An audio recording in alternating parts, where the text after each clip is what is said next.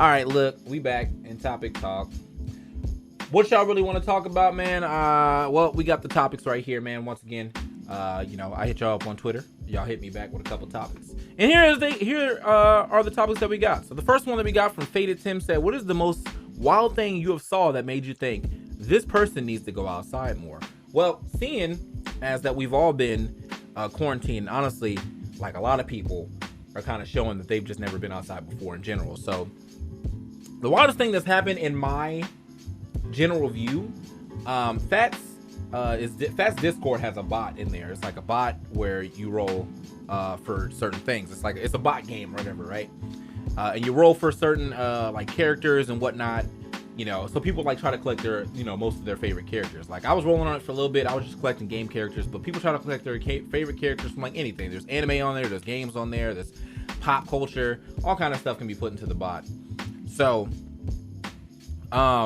this is a free game, and owning these things means absolutely nothing.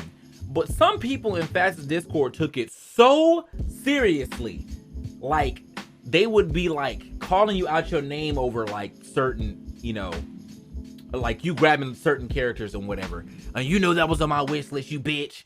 Those people need to go outside. You need to go outside.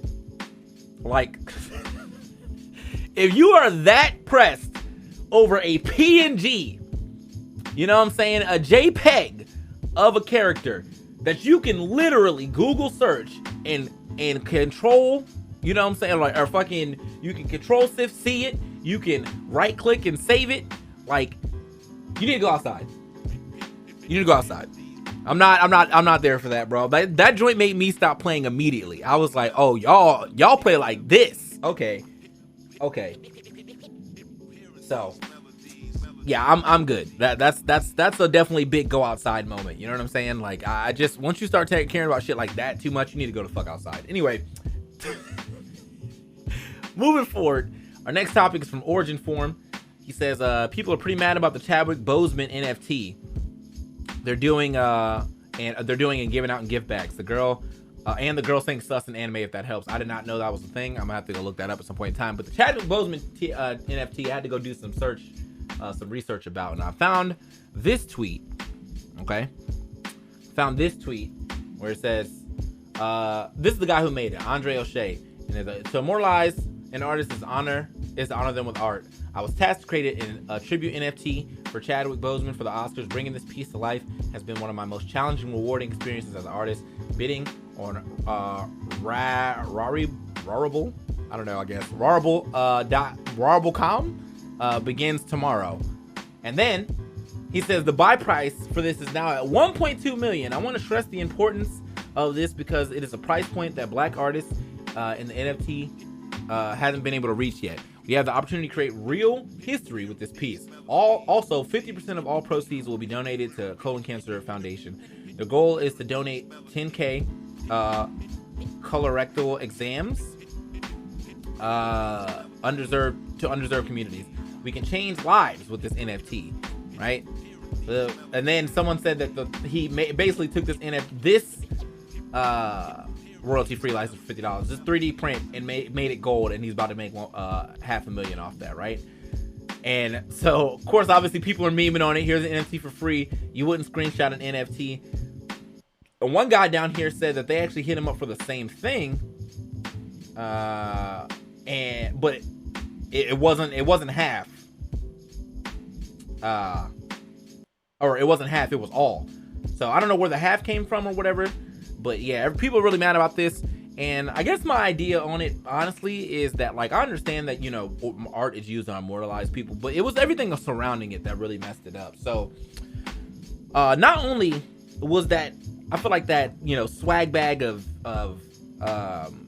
Chadwick Boseman's face is kind of in poor taste, but also they actually changed up the order of the Oscars or whatever last night, because they believed that Chadwick Boseman was going to win a award, posthumous award that ended up getting won by someone else. Hold on, let me go ahead and find that real quick. Anthony Jackson, I think? Anthony Thompson. Cena winning it. So like they did all this changing up, and obviously, you know, no one knows who's gonna win until like after the envelopes open. But that altogether just made it look like it's a super poor taste. Now, you know, you set it up to like really make this big tribute to Chadwick Boseman, who didn't even win. So now it's like, I don't know, it just looks bad. Hopkins, yeah, Anthony Hopkins, yeah, it looks pretty bad. And I was like, well, reading the article, I was like, this is just not a good idea. I don't know who thought, who cleared this. And I understand, like, people will make memorials of all the time for, you know, people have passed away. You know, Tupac memorials are all over the place in Cali and whatever. And just in general, you know, people are still honoring Tupac, people still honoring Biggie. I'm sure DMX is going to get stuff like that too. But it feels in poor taste that I feel like Chadwick Boseman's family was not thought of in this or even brought up in this. I'm sure they did. I don't know if anyone even reached out to them or not. The 50% proceeds going to colon cancer seems a little off too. I felt like maybe I would say like 70 to 90% would have been the high, because you're still gonna make some decent money, right? Like if that thing is really bidding for 2 million and you spend and you give 90% of those proceeds to colon cancer, you're still walking away with a good chunk of change. So, you know, you got paid for your work and you still gave a lot to colon cancer research. So yeah, that's my, I don't know, man. Like I also heard that they forgot in their little in memoriam, they forgot to put in Naya Rivera. And I'm actually pretty tight about that because I love Naya Rivera. She was dope on Glee and a couple movies that I've seen her in after. But you know, a little tight about that as well. Surprised they forgot that. But you know, things happen. I guess things slip through the crack. So yeah, I don't know, man. That 50% just seems a little off for me. Like I think that you could have definitely did a little more. Did a little more with that, you know. But we're gonna definitely move on to our next topic. The last topic that I had for today. This is gonna be a pretty short video. Last topic I had for today. One of the things was the Monster Hunter Rise update, but we obviously don't know too much about it. However, the next topic talk, I'll be able to talk about the Monster Hunter Rise update because then the day will have passed. The Monster Hunter Rise update stuff is on the 27th, and then the next topic talk will be shot on the 28th. So therefore, I'll have time to watch that. But anyway, the last subject of today was the one that I wanted to like kind of rehash on. It was the Mortal Kombat movie. Now we watched the trailer on stream, but we couldn't put it on the YouTube video because, you know, copyright and monetization issues and whatever. But so we watched the movie. I watched the movie on Friday, you know, with Fastest Discord, okay? And that movie sucked, okay? Good drop for the music right there. That movie sucked, all right? And this is why, okay? So first and foremost, pretty much any scene that did not involve Scorpion and Sub-Zero was already mid. Scorpion and Sub-Zero, great scenes the entire time. Like every time they fought, it was cool. Anytime Sub-Zero was fighting or Scorpion was fighting, sick. Anytime Sub-Zero was actually doing some stuff, sick. But pretty much all of the movie outside of that was ass.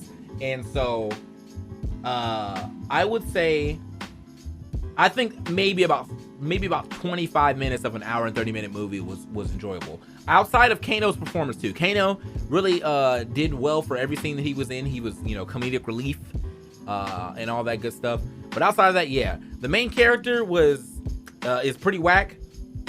Some of the fight scene choreography was pretty good, but some of it also was kind of weird. There was this like one moment where like Sonya did some like weird like middle spin with a knife that really didn't make sense. Given everything else she did was not very superhuman. There was another point in the movie where Jax's arms were not fully made and Sonya was under a rock and he couldn't lift the rocks because his arms weren't big enough. And then he waited and then he willed more existence on his arms. He literally willed. He said, I need bigger arms. And then the arms fucking got bigger. Like, there is no logic behind that. Like, he's trying to lift the rock. And then he was like, I need more arms. And then he lifted, and then his arms got big. I was just, okay.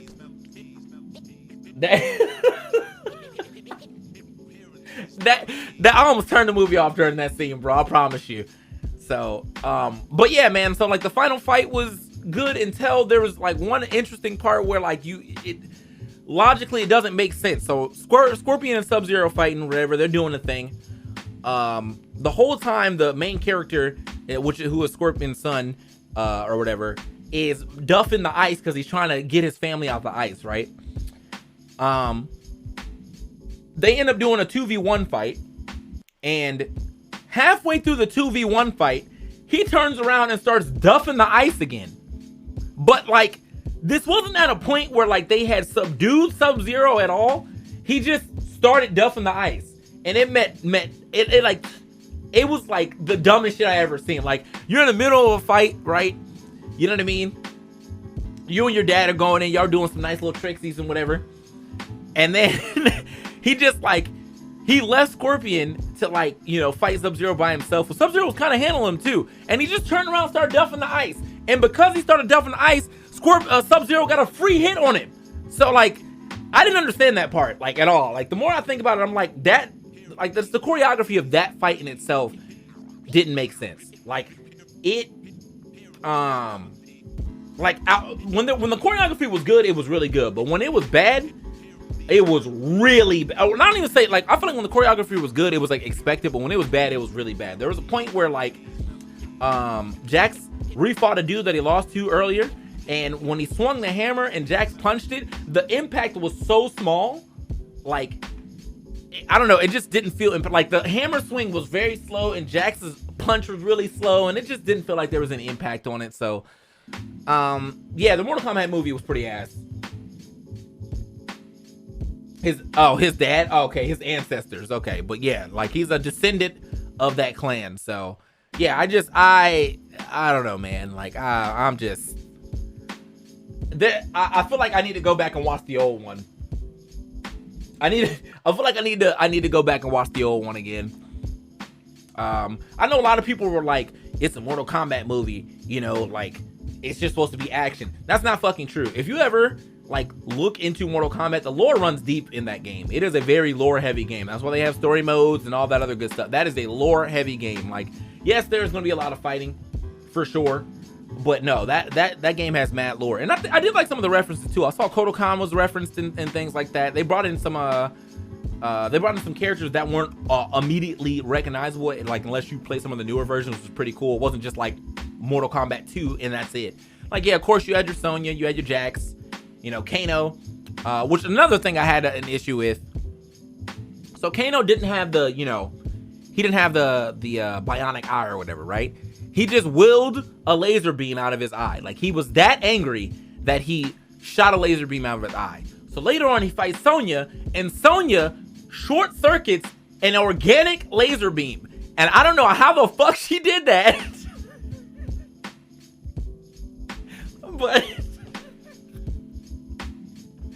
but bro, I was like, just so many inconsistencies in that movie, bro. Like, I don't know, man. Like, there's just some shit that, like, I understand that, like, maybe they didn't want to go about the process of doing it, and like, it did make sense. They did make the eye more distinguished because he ended up getting scratched earlier in the movie by Reptile, which also sick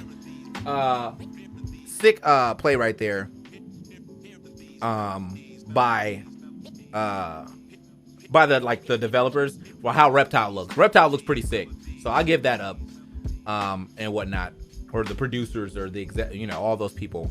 But regardless, man, that was probably like a 4 out of 10 movie for me, maybe a 3 out of 10 to be honest. Like, I think that I could have had a better time well spent on that hour and 30. Like, I feel like, honestly, if I could have just found the YouTube videos of all the fights, I probably would have done that, because that story made absolutely no sense. The main character got his ass beat the entire time of that movie. Like, he lost the fight when he was in the UFC. He lost every fight after that. Like, it just was not, he was just whack. Like, he was just whack, bro. So, I don't know, man. Like, I'm gonna go back and watch MK95 later on, and then, somehow feel the love in that one. Liu Kang threw a fireball and it whiffed, and then Sub-Zero threw a fireball at the same fucking speed, and he just let that shit blast him in the neck. Like, no attempt at sidestepping that shit at all. He threw his fireball. Sub-Zero threw his fireball. He said, nah, I eat this. Took one to the chest. Just okay. There's just so much. I can go on this all fucking day, but I'm not going to. So anyway, that's gonna be it for Topic Talk. Moral of the story: if you haven't watched Mortal Kombat, I suggest you don't and just find the fight videos, because I think the story in itself is too off for you to really care about the story. Also, the pacing in that movie is absolutely insane. Like, it wraps up in like 10 minutes, but like it shouldn't have wrapped up in 10 minutes. So yeah, Cole was trash, man. So, but anyway, thanks for watching. If you like this video, make sure you leave a like and drop a comment below. And if you have any more topics you want me to speak on, make sure you hit me up on Twitter with those topics, because that's where I get the topics from. Anyway, thanks for watching, and peace.